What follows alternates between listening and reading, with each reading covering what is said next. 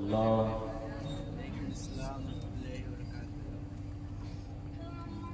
إن الحمد لله وحده والصلاة والسلام على من لا نبي بعد أما بعد فإن خير الحديث كتاب الله وخير الهدى هدى محمد صلى الله عليه وسلم وشر الأمور محدثاتها وكل محدثة بدعة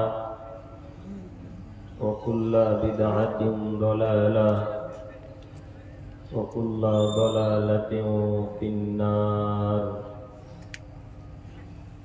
أعوذ بالله من الشيطان الرجيم. ونفخ في الصور فصعق من في السماوات ومن في الأرض إلا من شاء الله ثم نفخ فيه أخرى فإذا هم قيام ينظرون. الآية. عن أبي هريرة رضي الله تعالى عنه قال قال رسول الله صلى الله عليه وسلم بين نفختين 40. قالوا يا أبا هريرة 40 يوما قال أبيت. قالوا يا أبا هريرة 40 شهرا قال أبيت. قالوا يا أبا هريرة 40 سنة قال أبيت. رواه البخاري ومسلم.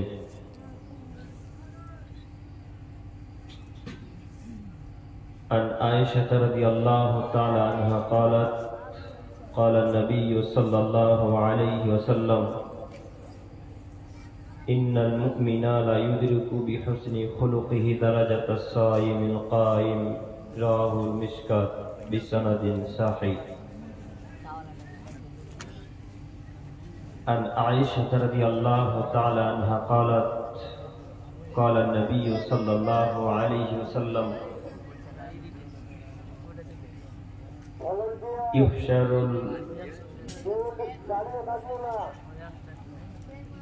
الناس يوم القيامة حفاة عراة غرلا. قلت يا رسول الله صلى الله عليه وسلم النساء والرجال جميعا بعضهم إلى بعض. قال صلى الله عليه وسلم يا عائشة الأمر أشد أن ينظر بعضهم إلى بعض. رواه البخاري ومسلم. عن أبي هريرة رضي الله تعالى عنه قال قال رسول الله صلى الله عليه وسلم ثلاثة لا يكلمهم الله يوم القيامة ولا يزكيهم ولا ينظر إليهم ولهم عذاب أليم شيخ زان ملك كذاب وعائل مستكبر.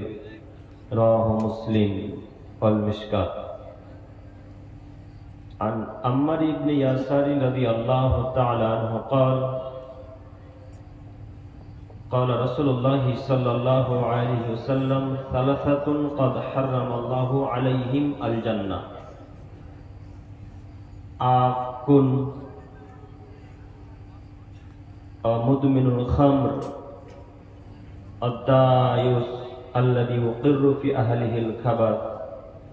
رواه النسائي والمشكاة بسند صحيح. শ্রদ্ধেয়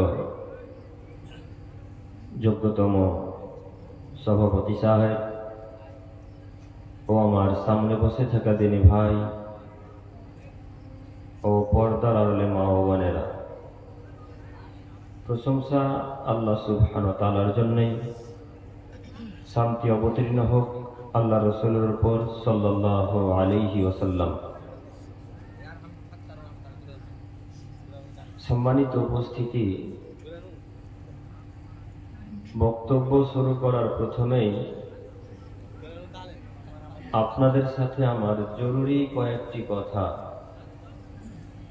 তার সর্বপ্রথম জরুরি কথা হচ্ছে এই যে আপনারা প্রত্যেকেই বাড়ি থেকে বলে এসেছেন যে আমরা আজকে জালসা শুনতে যাচ্ছি অমুক গ্রামে, তাই না?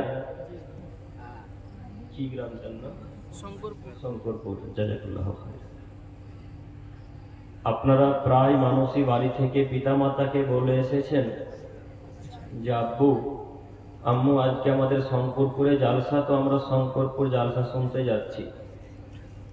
তো এখন যে কাপুরুষ সন্তানগুলো রাস্তাতে বাঁধের ধারে ঘুরে বেড়াচ্ছে, মেলার দোকানে দোকানে, এরা কি মিথ্যুক নয়? কথা আমি বোঝাতে পারলাম না মনে হয়। এরা কি মিথ্যুক নয়? এরা কি ওর আম্মু আব্বুকে ধোকা দেয় না? কথা বলে না? কথা বলেন না? একটু ধোকা দিচ্ছে। এখন ওরা ঘুরে বেড়াচ্ছে, তার মানে ও ওর আব্বু আম্মুকে মানুষ মনে করে না, তাই মিথ্যা কথা বলে আজকে এই শঙ্করপুর এসেছে। যদি আসলেই আব্বু আম্মুর মর্যাদা বুঝতো, আসলে যদি আব্বু আম্মুকে সম্মান করতো, অন্তত মিথ্যা কথা বলে এসে আজকে ওই মেলার দোকানে আড্ডা মারতো না, তাই না? আসলে তারা সম্মান করে না বলে পিতামাতাকে মিথ্যা কথা বলে আজকের এই গুরুত্বপূর্ণ দিনই সভাতেও মিথ্যা কথা বলে আসতে হয়েছে। সম্মানিত যুবক ভাইয়েরা, এই জায়গাতে আবারও আসবো, তার আগে আরো আপনাদের সাথে কথা। সেই কথার মধ্যে হচ্ছে যে আপনারা শঙ্করপুরের প্রায় সকলেই শিক্ষিত মানুষ, এটা আমার গবেষণা বলে।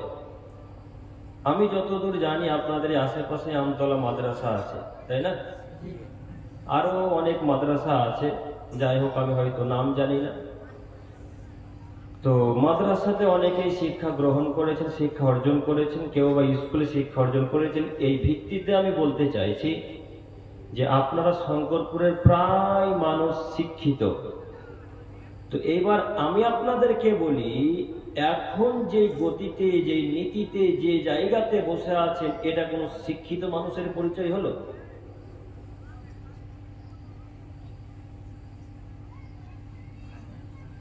কথা বোঝেননি না? কথা বুঝতে পারেন? এখন যে ফাঁকা ফাঁকা জায়গা করে বসে আছেন, এইখানে 2 জন লোক, ওইখানে 20 জন লোক, আবার ওখানে 40 জন লোক, আবার ওখানে 2 জন লোক, এইভাবে যে ফাঁকা ফাঁকা করে বসে আছেন, এটা কোনো শিক্ষিত মানুষের পরিচয় হলো কি? হলো না। তো এখন যদি নিজেকে শিক্ষিত দাবি করতে চান, তাহলে কি করা লাগবে বলেন তো দেখি? কি করা লাগবে? এগিয়ে গিয়ে বসতে হবে। তো এখন যে আপনারা পিছনে বসে আছেন, পিছু মাটিতে কি জ্বর বসে গেছে নাকি গাছের মতো?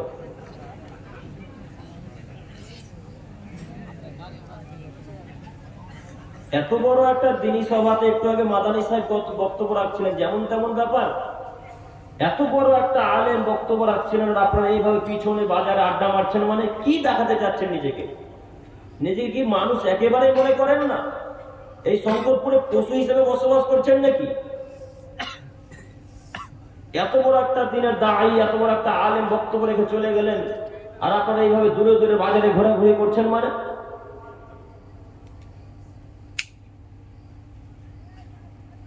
সম্মানিত উপস্থিতি, বলছিলাম যে শিক্ষিত তো তারাই যারা আল্লাহ এবং তার রাসূলের উপদেশকে গ্রহণ করে নেয়, তারাই শিক্ষিত, তাই না? শিক্ষিত তো তারাই যারা আল্লাহ এবং তার রাসূলের বিধানকে মেনে নেয়, তারাই হলো শিক্ষিত। কথা আল্লাহ বলছেন, এ কথা আল্লাহ রাসূলও বলছেন। আল্লাহ তাআলা বলছেন, ইন্নামা ইয়াতাযাক্কারু উলুল আলবাব, নিশ্চয় যারা শিক্ষিত মানুষ, নিশ্চয় যারা জ্ঞানীগুণী মানুষ, তারাই উপদেশ গ্রহণ করে, তাছাড়া কেউ উপদেশ গ্রহণ করে না। এক কথায় শিক্ষিত মানুষ যারা, তারাই শুধুমাত্র উপদেশ গ্রহণ করবে, শিক্ষিত ছাড়া কেউ উপদেশ গ্রহণ করবে না। তো কাজেই নিজেকে যদি এখন শিক্ষিত মানুষ ভাবেন তাহলে আপনারা এখন পর্যন্ত যারা রাস্তাতে আড্ডা মারছেন তাদেরকে আমি অনুরোধ করে বলছি, এই মাইকের আওয়াজ যতদূর পর্যন্ত যাচ্ছে আপনাকে আমি অনুরোধ করি, যে কোনো মূল্যে আপনাকে স্টেজের সামনে আসার চেষ্টা করতে হবে, যে কোনো মূল্যে। আর যদি নিজেকে মানুষ না মনে করেন তো বাড়ি চলে যান, আমার কোনো যায় আসে না। আমাদের 2-3 জনকে নিয়ে সামনে বক্তব্য দেওয়ার অভ্যাস আছে, আপনি জানেন কি? 2-3 জন 5 জনকে নিয়ে সামনে রেখে বক্তব্য দেওয়ার অভ্যাস আছে। আপনার বেশি সংখ্যার কোনো প্রয়োজন নেই। আমাদের কথা হচ্ছে আমরা এমন গতিতে বক্তব্য রাখবো, এমন কথা বলবো, রাসূলের এবং আল্লাহ এবং রাসূলের বাইরে একটা বাক্য বলবো না। শুনতে ভালো লাগলে থাকবেন, না ভালো লাগলে চলে যাবেন। আমাদের উদ্দেশ্য মানুষের মন জয় করা নয়, একমাত্র আল্লাহকে খুশি করা। তাতে কার তিতা লাগলো কার মিঠা লাগলো আমাদের দেখে কোনো লাভ নেই। তাই আপনাকে আমি অনুরোধ করে বলি, মানুষের পরিচয় দিয়ে জালসার স্থানে আসার চেষ্টা করুন, মানুষের পরিচয় দিয়ে। পশু প্রাণীর পরিচয় দিয়ে এই জালসা প্রাঙ্গণে আসার কোনো প্রয়োজন নেই। আমি আপনার দিনী ভাই, আমি আব্দুল করিম বিন আমিনুল ইসলাম। যতক্ষণ পর্যন্ত স্টেজে থাকবো ততক্ষণ পর্যন্ত ইনশাআল্লাহ কোরআন এবং হাদিস দিয়ে কথা বলবো। একটা বাক্য যদি কোরআন এবং হাদিসের বাইরে বলি, আপনারা উঠে গিয়ে বলুন, আব্দুল করিম ভাই আপনি নেমে যান স্টেজ থেকে, আপনার বক্তব্য দেওয়ার প্রয়োজন নেই। একটা বাক্য কোরআন এবং হাদিসের বাইরে বললে সঙ্গে সঙ্গে নেমে যাবেন ইনশাআল্লাহ। এই নীতিতে চলাচল করি। কাজেই আপনাকে আমি অনুরোধ করে বলছি, আমি জঙ্গিপুর সন্তোষপুর থেকে আপনার উপকারের জন্য এসেছি। আল্লাহি আল্লাহর কসম, ইনশাআল্লাহ কোনো না কোনো উপকার আজকে আমি করবই করবো। আশাতে আশা। একটু আমার দিকে তাকান। বলছিলাম যে আয়াত পেশ করেছি সেটা হচ্ছে কিয়ামতের বিভীষিকাময়, খুব কঠিন একটা বিষয়, যেই দিন মানুষ টিকতে পারবে না। এত ভয়াবহ দৃশ্য হবে, এত কঠিন দৃশ্য হবে, যেদিন সূর্য মাথার উপরে চলে আসবে। যেই দিন সূর্য মাথার উপরে চলে আসবে সেই দিন মানুষের অবস্থা অতীব জটিল, অতীব কঠিন হবে বলে আল্লাহ রাসূল সাল্লাল্লাহু আলাইহি ওয়াসাল্লাম এলান করেছেন। তিনি বলছেন যে যেমন পাপী সে তেমন ঘামে ডুবে থাকবে। ঘাম বোঝেন কি? ওই কাজকর্ম করার পর শরীর থেকে যে পানি বের হয়। যে যেমন পাপী সে তেমন ভাবে ঘামে ডুবে থাকবে। কেউ টাকলু পর্যন্ত ডুবে থাকবে, তো কেউ হাঁটু পর্যন্ত, কেউ কোমর পর্যন্ত, কেউ বুক পর্যন্ত, কেউ মুখ পর্যন্ত। এইভাবে যে যেমন পাপ করেছে পৃথিবীর বুকে সে তেমন ভাবে ঘামে ডুবে থাকবে। সম্মানিত দিনী ভাই, আমি আপনাকে আরো বলতে চাইছি, এই সূর্য যখন মাথার উপরে চলে আসবে তখন মাথার মগজ নাক দিয়ে মুখ দিয়ে top top top top top top করে বেরোতে থাকবে। এরা হলো পাপী মানুষ। এখন পাপীকে এখন এটা আমরা বুঝাতে পারলাম না, পাপীকে এটা বুঝাতে পারলাম জনগণকে। আপনার বক্তা সাহেব বক্তব্য রাখছে তো হাদিস কোরআনে একটাও নেই, কিভাবে জানবে কোনটা পাপ আর কোনটা নেকির কাজ? 1.5-2 ঘন্টা আপনার আলোচনা রাখে শুধু পীরের গল্প আর বড় দাদার ঘটনা, ছোট দাদার ঘটনা, বড় কিবলা হুজুরের ঘটনা। তো কে কখন হাদিস কোরআন বলবে আর কে কখন বুঝবে কোনটা পাপ কোনটা নেকি? এখন আপনাকে আমি বলতে চাইছি, যদি আপনি সালাত আদায় না করে মৃত্যুবরণ করেন, নামাজ না আদায় করে যদি মৃত্যুবরণ করেন, তাহলে আপনি এইভাবে আপনাকে শাস্তি দেওয়া হবে। আপনার ঘাম আপনার মগজ নাক মুখ দিয়ে বেরোতে থাকবে। একটু হিসাব নিকাশ করে চলবেন। এখানে আবারও আসবো, তার আগে জরুরি কয়েকটি কথা বলি। আল্লাহ সুবহানাহু ওয়া তাআলা বলেন, অনুফিখা ফিস সূর, যেই দিন ইসরাফিল আলাইহিস সালাম ফুঁক দিবেন বাঁশিতে, একটু আমার দিকে তাকান। প্রত্যেকটা ফেরেশতাকে আল্লাহ সুবহানাহু ওয়া তাআলা কোনো না কোনো কাজে নিযুক্ত করে রেখেছেন। প্রত্যেকটা ফেরেশতাকে আল্লাহ সুবহানাহু ওয়া তাআলা কোনো না কোনো কাজে নিযুক্ত করে রেখেছেন। আপনারা সকলেই জানেন যে যিনি জান কবজ করেন তার নাম কি? আজরাইল। সবাই আজরাইল নামে চিনে।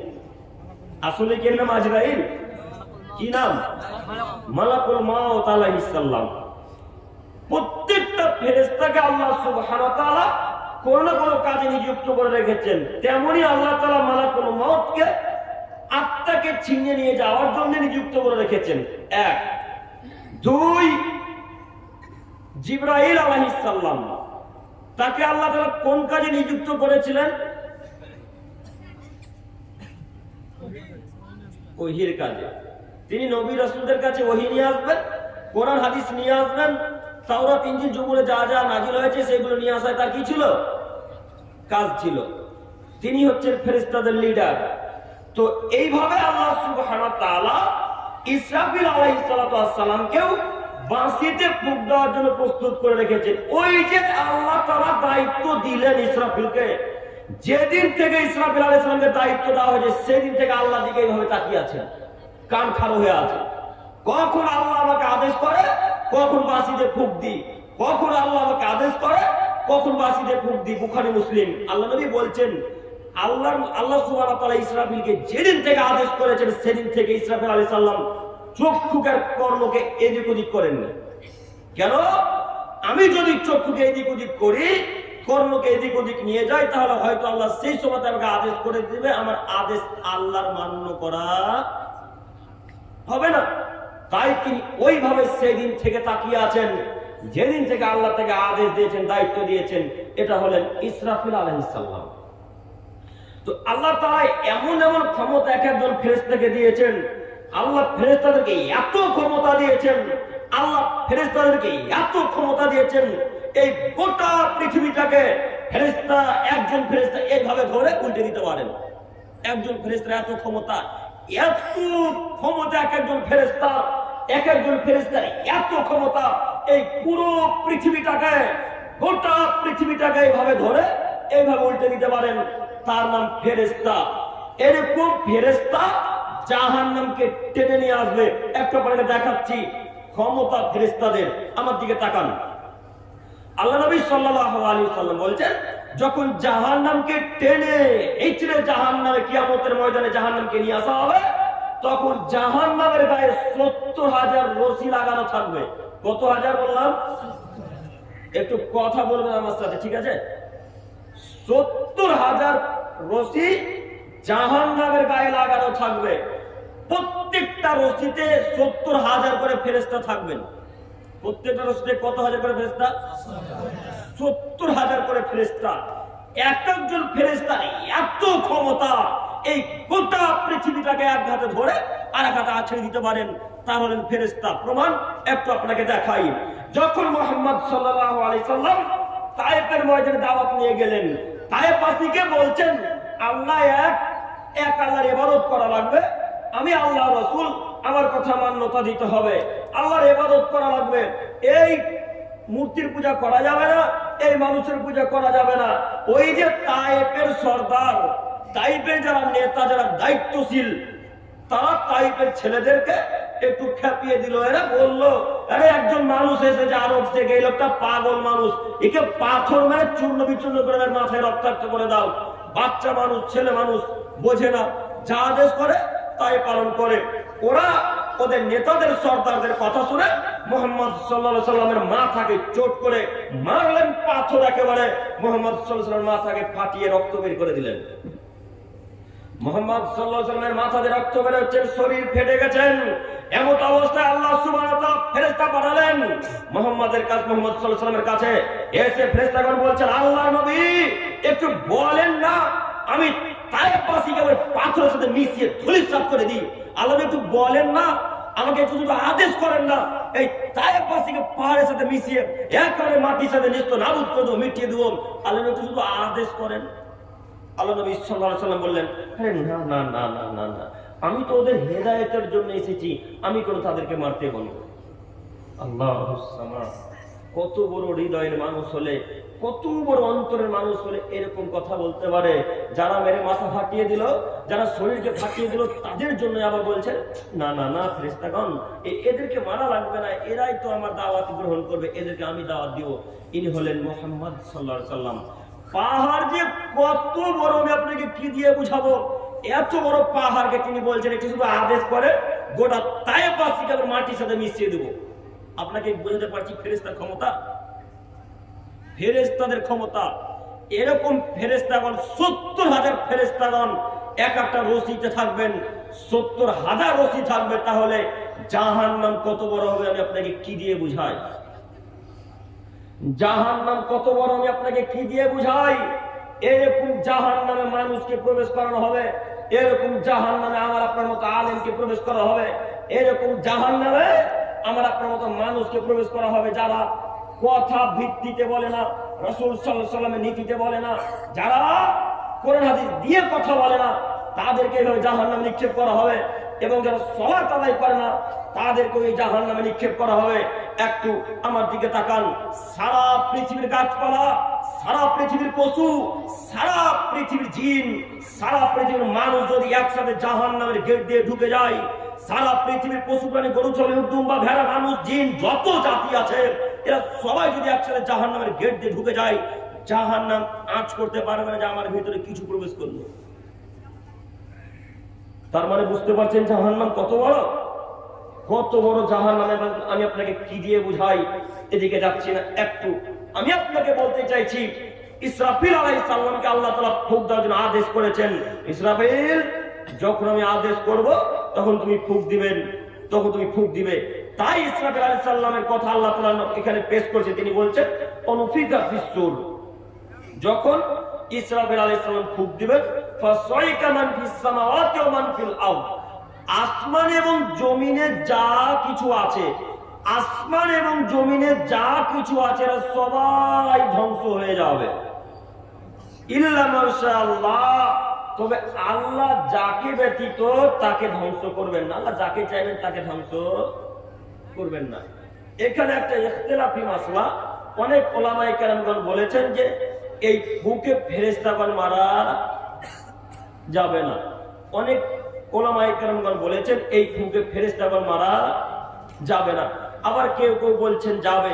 তবে যেটাই হোক না কেন, ইসরাফিল আলাইহিস সালাম যখন ফুঁক দিবেন, তখন আসমান এবং জমিনে যত কিছু আছে সবাই মৃত্যুবরণ করবে। যুবক, এবার তোমাকে বলি, মুরব্বী সাহেব, এবার আপনাকে বলি, আপনার বয়স আজকে 55 বছর, এখন পর্যন্ত সালাত আদায় করেন না, তাহলে কি আপনি মনে করেছেন আমি মারা যাব না? কথা বলেন একটু। মুরব্বী সাহেব, আপনাকে বলছি, আপনার চুল দাড়ি সব পেকে গেছে, লাঠি নিয়ে হাঁটতে হয়, এখন পর্যন্ত মসজিদের গেট কোন দিকে আছে চেনেন না, আপনি কি মনে করেছেন আপনি মারা যাবেন না? আল্লাহ বলছেন আসমান এবং জমিনের নিচে যা কি, জমিনের উপরে যা কিছু আছে, আসমানের নিচে জমিনের উপরে যা কিছু আছে সব কিছু মৃত্যুবরণ করবে। তাহলে বলুন এখানে জিন কিভাবে উদ্ধার পায়? তাহলে বলুন এখানে মানুষ কিভাবে বেঁচে যেতে পারে? জি না, কেউ বাঁচবে না। মুরব্বী সাহেবকে মৃত্যুবরণ করতে হবে, যুবকদেরকে মৃত্যুবরণ করতে হবে, আমাদের সকলকে মৃত্যুবরণ করতে হবে। এই কথার এই আয়াতকে পেশ করে আমি আপনাকে বলতে চাইছি, আপনি সালাত না আদায় করে কিভাবে পৃথিবীতে বসবাস করছেন এটা আমরা বুঝতে পারি না। নামাজ না পড়ে কিভাবে আপনি পৃথিবীতে বসবাস করছেন, তাহলে কি আপনি মনে করেছেন আপনি আসমান জমিন, আসমান এবং পৃথিবীর বাইরে আছেন নাকি? হ্যাঁ, কথা বলেন না। এরা আপনারা কি মনে করেন যে পৃথিবীর বাইরে আছে বসবাস করছেন? পৃথিবীর ভেতরে বসবাস করছেন তো? তাহলে মরতে তো হবে নাকি? মরতে যেহেতু হবে, হিসাব নিকাশ হবে। মুরব্বী সাহেব বাঁচতে পারবেন না কিয়ামতের মাঠে, আপনি, আপনার ছেলেও বাঁচতে পারবে না, আপনিও বাঁচতে পারবেন না, আপনার পীর সাহেবও বাঁচতে পারবেন না। আপনার পীর সাহেব বলছে আমি নৌকা নিয়ে আপনাদেরকে জান্নাতে নিয়ে যাব। হ্যাঁ, শোনেননি না? শুনেছেন? শুনেছেন। এখন থাক, এই জায়গায় আবার আসছে। আপনাকে বলছি আসমান এবং জমিনের ভিতরে যেহেতু আছেন, কাজে আপনাকে মৃত্যুবরণ করা লাগবে, যে কোনো মূল্যে আপনাকে সালাত আদায় করা লাগবে, যে কোনো মূল্যে। এইবার আপনাকে আবার আমি ওই প্রথম কথাতে ফিরে গেলাম। আল্লাহ বলছেন ইন্নামা ইয়াতাযাক্কারু উলুল আলবাব, নিশ্চয় যারা শিক্ষিত মানুষ, নিশ্চয় যারা জ্ঞানী গুণী মানুষ, তারাই উপদেশ গ্রহণ করবে। সালাতের কথা এখন যে আমি বলছি এটা উপদেশ না উপদেশ নয়? উপদেশ। আর আল্লাহ বলছেন ফাখালাফা মিন বাদিহিম খালফ আদাউস সালাত, আদমের ছেলে মেয়ে শোনো, তোমাদের মধ্যে যারা সালাত আদায় করলো আর যারা সালাত আদায় করলো না তারা হলো অশিক্ষিত মানুষ, যারা সালাত আদায় করলো তারা শিক্ষিত মানুষ। আল্লাহ তাআলা বলছেন অতঃপর তাদের পরে এলো অপদার্থের দল, আদাউস সালাত, যারা তাদের নামাজকে নষ্ট করে দিল।